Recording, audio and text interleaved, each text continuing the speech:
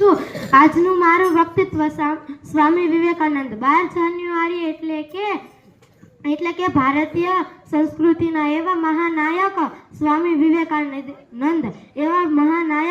વિવેકાનંદ એવી એક મકર સંક્રાંતિની શુભ સવાર હતી જ્યાં ભુવનેશ્વરી દેવીના ખોળે રમનાર એક બાળક જન્મ્યો. આગળ જતા તે બાળક એક સ્વામી વિવેકાનંદ બન્યા.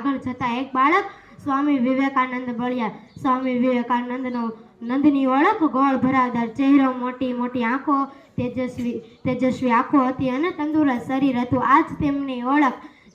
તેમને 30 વર્ષના આયુષ્યમાં તેમણે ઇંગ્લેન્ડના ધર્મ પરિષદમાં હાજરી આપીને ભાઈઓ તથા બહેનો કહીને ભારતનો ડંકો વગાડ્યો.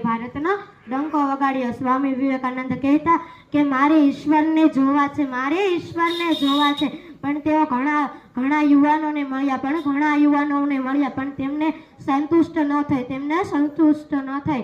તેઓ પછી રામકૃષ્ણ પરમહંસને